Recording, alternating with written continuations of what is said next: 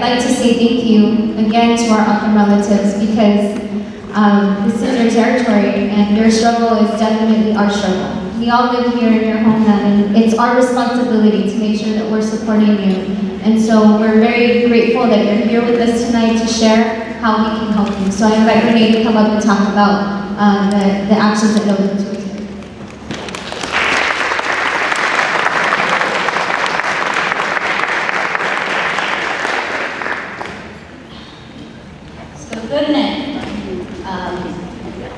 Yeah, mentioned, my name is Renee. These are my friends. This is Philip and Napoleon. I asked them to be up here with me, one, because I'm really nervous right now, but also because in our culture, you know, it's really important for us to maintain what we call lusik, which means balance. And when we talk about issues and we talk about sensitive subjects like Moadag and about some of the cultural aspects of that, I believe that it's really important that we maintain that sense of lusik, so I asked them to be here. So they're not just my bodyguards, but they can be that too. Again, my name is Renee. I'm Akan Moadag. I come from the village of Moadag, which is on what they call the Hill River Indian community. My family is from there, but my father's family is from Moadag, which is near Moadag, which is known as South Mountain. Patrilineally, that is where my clans come from, which I am on Bon clan, which I'm Coyote clan, which makes sense to probably a lot of my friends right now. But I come here to share some information. But before I do, regarding the South Mountain Freeway to extension, but before I do that, I really wanted to acknowledge the other people on the panel. I've known them from different work, I guess you could call it.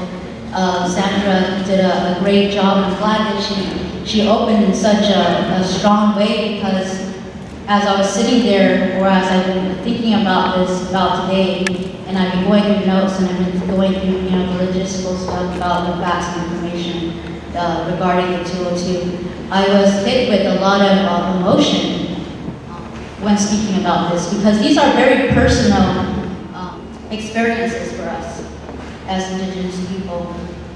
And as I came here to share information with everyone, I had to get myself in a place where I was comfortable in sharing that information. And a part of doing that is to acknowledge a lot of the pain that comes with this kind of work.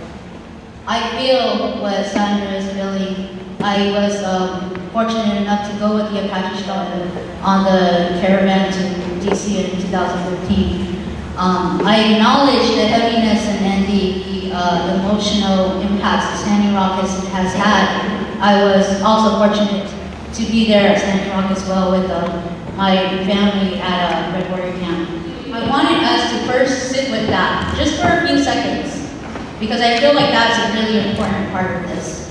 And when you see working with certain organizations and working with Indigenous people, you will see the way that we organize ourselves and the way that we talk about these things. It is a long process that cannot be condensed into a 5-minute, probably a 3-minute presentation.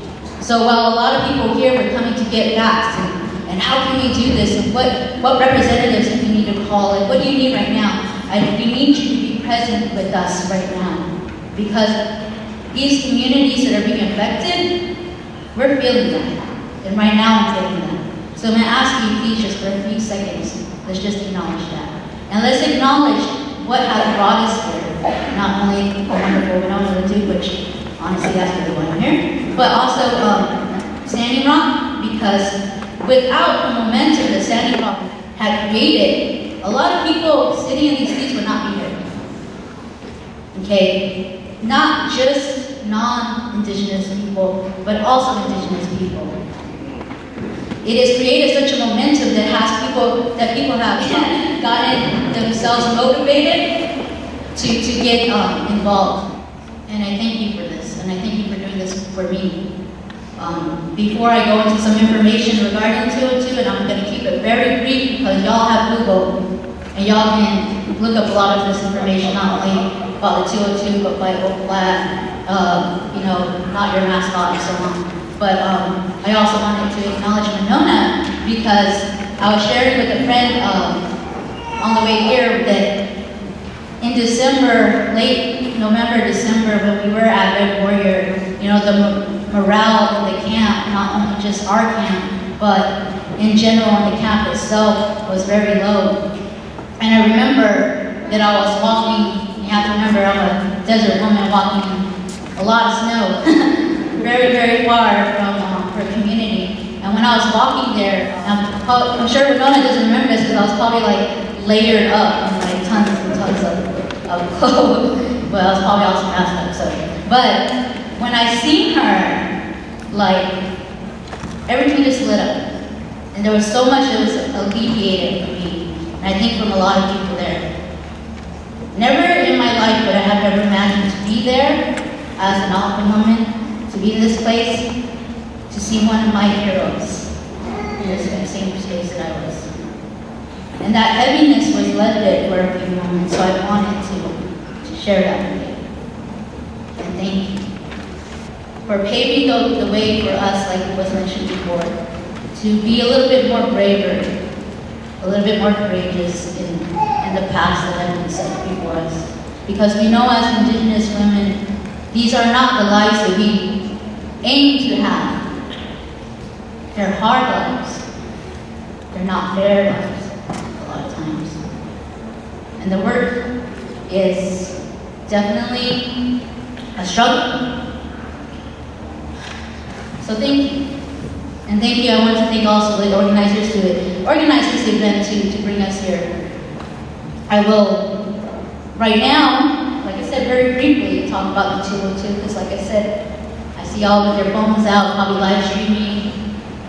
Hey everybody, oh yeah, we're Facebook, this is really embarrassing. But also, this information is definitely something at your fingertips, literally, that you can find out for yourself. The Loop 202 extension, also known as the South Mountain Freeway, is something that has been known to the Gila River Indian community for nearly 30 years. And for just as long as that, the Gila River Indian community has also been in opposition to that.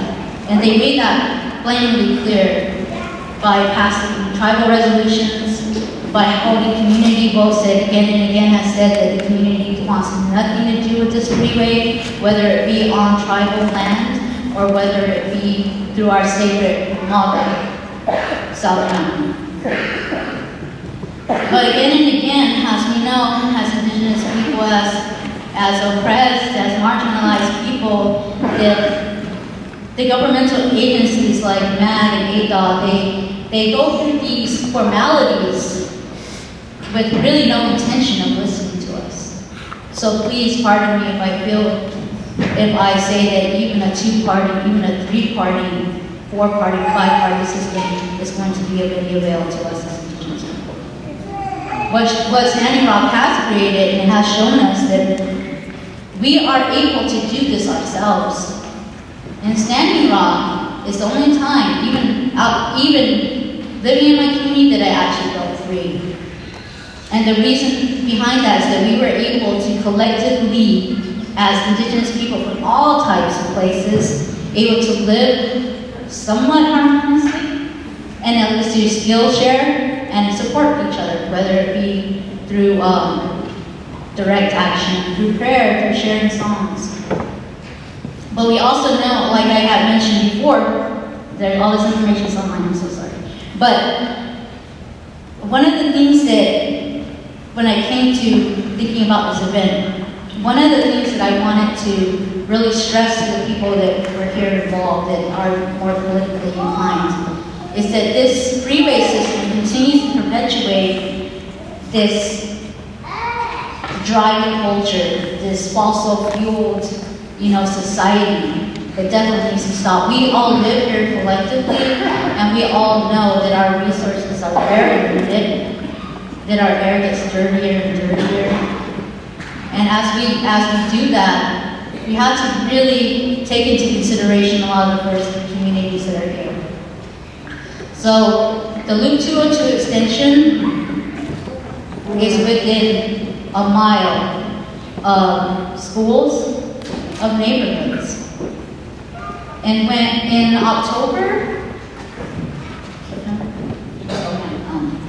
September, we established a camp there at Moadag, just on the reservation side of the freeway alignment.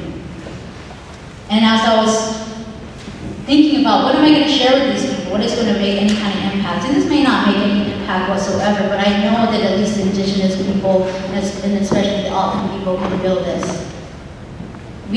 Time is at a critical point right now.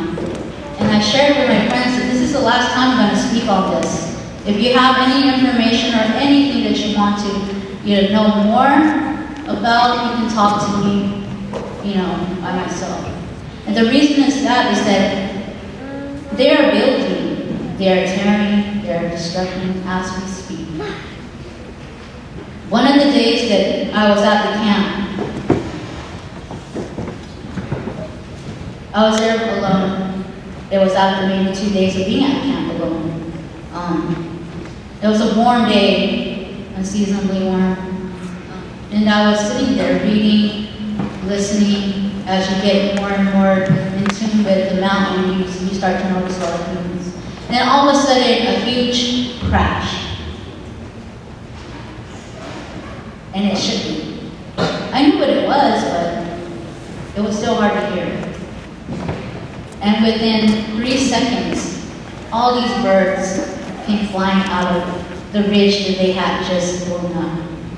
They came flying to us, to our community, to our village. Our village is on the west end. And it may have such an impact on my part as an Alton woman, and as the people who have already felt tremendous land trauma by having our river dammed by upstream settlers, by having our voices continuously disregarded in this process, in these formalities, that we are continuously asked to maneuver through, when we know the end result never, ever benefits us. Look at Standing Rock. Look at Oak West. Look at John McCain pushing, pushing the land exchange into the must-pass National Defense Bill. We have to be very honest about how much the government really cares about Indigenous people. And we have to be honest with ourselves and that we have a lot more leverage and a lot more power in our communities, and right now it is that time to start building stronger communities. Not just through prayer, but by courage, by our physical bodies, and by challenging those systems like the two-party system,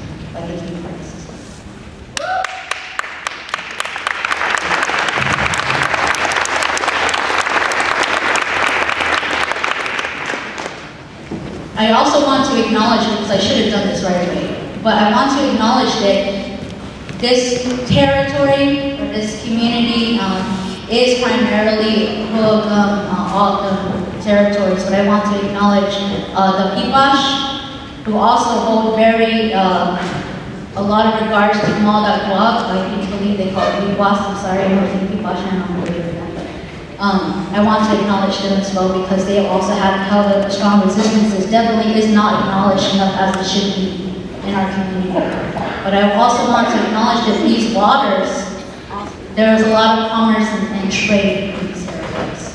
And this valley definitely is very giving, is very loving, and takes care of a lot of us. And we need to regard it and respect it in those ways. And as a friend of mine, who I wish was here, has said again and again, we have to recognize the power of the water. We have to recognize that the waters connect us. That all these rivers, streams, they all definitely lead into one place. And that's how we need to regard one another as tribal people, as Indigenous people, and people that are not Indigenous to these lands. We hold a lot of responsibility, and we need to start acting. So when you're going to ask me later on, well, how can I get involved? And I'm going to give you some hashtags, and I'm going to give you some links, and I'm going to do that whole thing. There's definitely a lot of people out there that have worked a lot harder and are more knowledgeable about the specifics about the 202. But what I'm going to tell you is, like Naileen had mentioned, show up. Show up. Show up to those rallies. Show up to those communities and ask the people themselves how they need to be supported. It is hard as Indigenous people to continuously be involved in these things when our communities are under tremendous trauma. Drugs and alcohol, poverty. Any way that you can put resources into those communities, not through any necessarily organizations, but to fund the people, the actual fighters, the people that are actually doing the work, is where you need to go. So with that, I wanted to end in saying that Moadag, we all enjoy. A lot of us hike there. A lot of us acknowledge that there is something beautiful about that place, about South Mountain. And as we go farther and farther, I want to acknowledge that there's a lot of pain happening right now with the Ogden people. There's a lot of division. And I'm speaking to the Indigenous people in this room. We cannot continuously oppress one another. We cannot continuously fight one another. We cannot continuously be territorial over issues. We are perpetuating what they want us to be and what they want us to do. And we can no longer stand like that. And some people know what I'm talking about, and some may not, but that is the message that I came here today to the Indigenous people in this room. So with that, I just wanted to say, I'm not sorry I don't have any songs.